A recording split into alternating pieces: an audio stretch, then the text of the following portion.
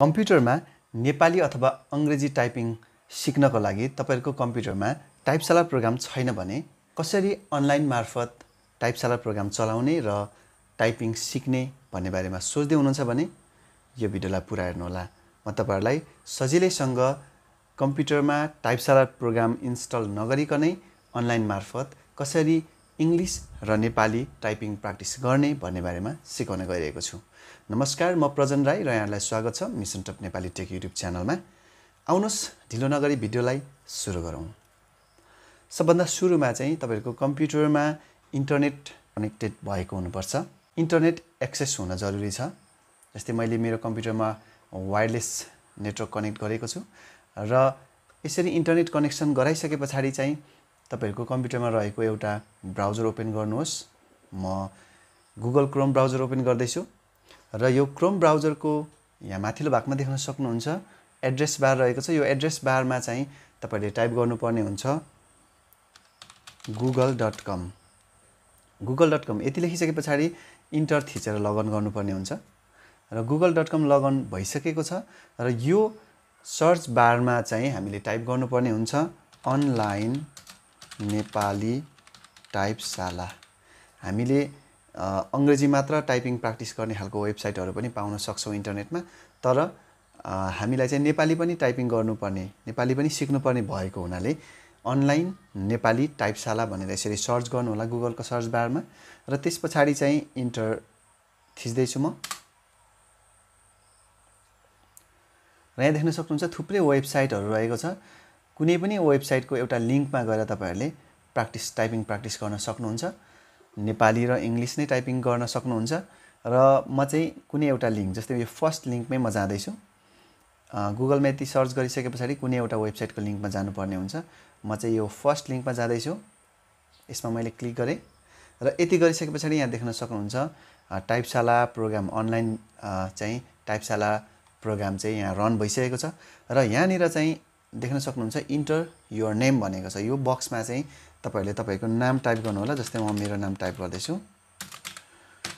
यति टाइप गरिसकेपछि चाहिँ यहाँ देख्न सक्नुहुन्छ click here to start typing भनेको छ। यो बटनमा क्लिक गर्ने। यो बटनमा क्लिक गरिसकेपछि हाम्रो टाइपिङ प्र्याक्टिस गर्ने चाहिँ एउटा इन्टरफेस खुल्छ, जसको लागि चाहिँ म यहाँ स्टार्टमा क्लिक गर्दै छु र यहाँ देख्न सक्नुहुन्छ यो चाहिँ हाम्रो टाइपिङ अथवा ड्रिलिङ गर्ने प्र्याक्टिस गर्ने चाहिँ इन्टरफेस खुलिसकेको छ र यहाँनिर किबोर्डको लेआउट पनि शो भइसकेको छ र हामीले यो ठाउँमा चाहिँ हामीले देख्न सक्छौं हाम्रो लेसन स्टार्ट भइसकेको छ। यहाँ जे छ त्यो कुराहरुलाई चाहिँ हामीले फलो गर्दै जानुपर्छ र यसमा हामीले यहाँ जे देखिएको छ त्यही टाइप गर्दै जाँदाखेरि यतापटि देख्न सक्नुहुन्छ रेट यहाँ 0% छ, एक्युरेसी भनेको छ। हामीले टाइपिङ गर्दै जाँदा कति पर्सेन्ट चाहिँ हामीले टाइपिङ गरेकोमा एक्युरेसी छ भन्ने कुरा यहाँबाट हेर्न सकिन्छ भने यदि मिस्टेक भयो भने यसको एक्युरेसीको पर्सेन्टेजहरु चाहिँ कम हुन जान्छ। र त्यस्तै गरेर वर्ड पर मिनेट भनेको छ। यो भनेको चाहिँ 0 देखाइरहेको छ। अहिले हामीले टाइपिङ प्र्याक्टिस गर्दै गर्दा सिक्दै गर्दाखेरि हामीले टाइपिङ गर्दा 1 मिनेटमा कतिवटा शब्दहरु चाहिँ टाइपिङ गरिरहेका छौं अथवा गर्न सक्दै छौं भन्ने कुरा चाहिँ यो ठाउँबाट हेर्न सकिन्छ। जस्तै अहिले चाहिँ नेपाली छ, त्यस्तै गरी हामीले इंग्लिश टाइपिङ सिक्नु पर्यो भने इंग्लिशको लागि पनि छ। इंग्लिशको लागि चाहिँ हामीले सिलेक्ट ल्याङ्ग्वेज भनेको छ। अहिले चाहिँ हाम्रो नेपाली सिलेक्टेड भएको हुनाले नेपाली शो गरिरहेको छ भने यदि इंग्लिश सिक्नु पर्यो भने इंग्लिश टाइपिङको लागि चाहिँ हामीले यो इंग्लिश अप्सन्समा चाहिँ क्लिक गर्नुपर्ने हुन्छ। जस्तै म यो बटनमा क्लिक गर्दै छु।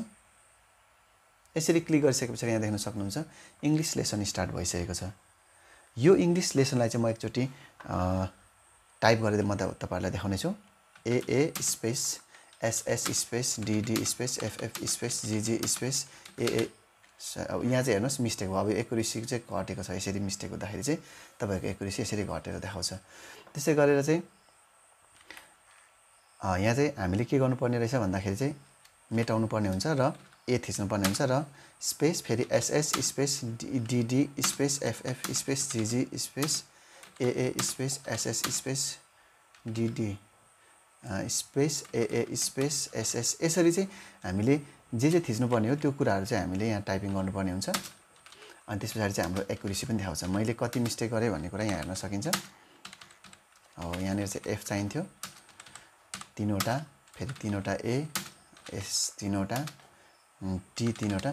तपाईको सिरियली औँला कुनपछि कुन औँला चाल्ने भन्ने कुरा चलाउने थिच्ने भन्ने कुरा पनि यहाँबाट चाहिँ सिक्न सक्नुहुन्छ मज्जाले प्र्याक्टिस गर्न सक्नुहुन्छ अफलाइनमा जस्तै गरेर अझ यहाँ चाहिँ एक्युरेसी पनि देखाएको हुनाले हामीलाई एकदमै यो चाहिँ युजफुल हुन्छ जस्तो लाग्छ मलाई त्यो भएको कारणले गर्दा यति गरिसके पछाडी तपाईहरुले यो इंग्लिश टाइपिङ गर्दै हुनुहुन्छ इंग्लिशको पनि यहाँ देख्न सक्नुहुन्छ जस्तै keyboard select keyboard practice range भनेको छ हामीले चाहिँ अहिले एएसडीएफ रो भनेको चाहिँ होम टाइपशालामा होम र भनिन्थ्यो भने यहाँ एएसडीएफ रो छ यो बीचको लाइन भयो त्यस्तै गरी यो चाहिँ टपको लाइन त्यस्तै गरी यो चाहिँ बटमको लाइन यो चाहिँ नम्बर रो माथिको चाहिँ 1 2 3 वाला यो माथिको लाइनको चाहिँ यसमा हामीले प्र्याक्टिस गर्न सक्छौं र त्यस्तै गरेर हामीले अल कीज गरे भनेदेखि चाहिँ हाम्रो नम्बर टप होम र बटन सबै बटम सबै रोको चाहिँ हामीले यसमा चाहिँ टाइपिङ प्र्याक्टिस गर्न सक्छौं र यति गरिसके पछाडी चाहिँ फेरि हामीले यो अलमा हामीले अल कीजमा हामीले सिलेक्ट गरिसके पछाडी इजी मेथडमा यो छ इजी छ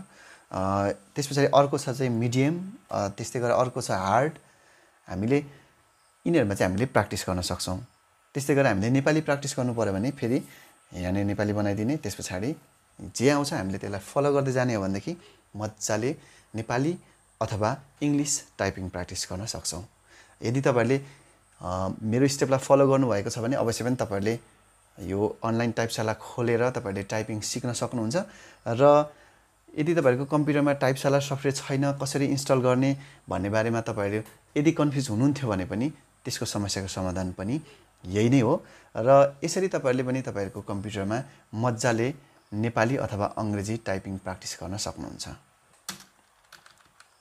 ल यति मैले प्र्याक्टिस गरे तपाईहरुलाई देखाइदिए तपाईहरुले पनि आफ्नो कम्प्युटरमा गुगल सर्च इन्जिनमा गएर चाहिँ नेपाली अनलाइन नेपाली टाइपशाला सर्च गरेर तपाईहरुको ब्राउजरमा नै कुनै इन्स्टल नगरिकन भर्चुअली तपाईहरुले टाइपशाला प्रोग्राम चलाउन सक्नुहुन्छ यदि यो लिंक चाहिँ कसरी खोजेर यही टाइपशाला चाहिँ अनलाइन प्रोग्राममा चाहिँ जाने भन्ने कुरा चाहिँ भन्ने बारेमा तपाईहरु यदि कन्फ्युज हुनुहुन्छ भने चाहिँ म यो अनलाइन टाइपशाला सफ्टवेयरको चाहिँ युआरएल अर्थात यो वेबसाइटको वेब एड्रेस चाहिँ तल डिस्क्रिप्सनमा म राखिदिने छु त्यहाँबाट तपाईहरुले गएर चाहिँ डाइरेक्ट गुगल सर्च नगरिकन यो लिंकमा गएर पनि तपाईहरुले टाइपिङ प्र्याक्टिस गर्न सक्नुहुन्छ आशा छ यो भिडियो तपाईको लागि एकदमै उपयोगी भयो नै होला र भिडियोको बारेमा सम्पूर्ण जानकारी पाउनु भयो नै होला भिडियोको बारेमा केही कन्फ्युजन भएमा तल कमेन्ट बक्समा कमेन्ट गर्न नबिर्सनु होला यदि भिडियो मन पर्यो भने कृपया भिडियोलाई लाइक गरिदिनु होला र तपाईहरुको साथीहरुलाई शेयर पनि गर्न नबिर्सनु होला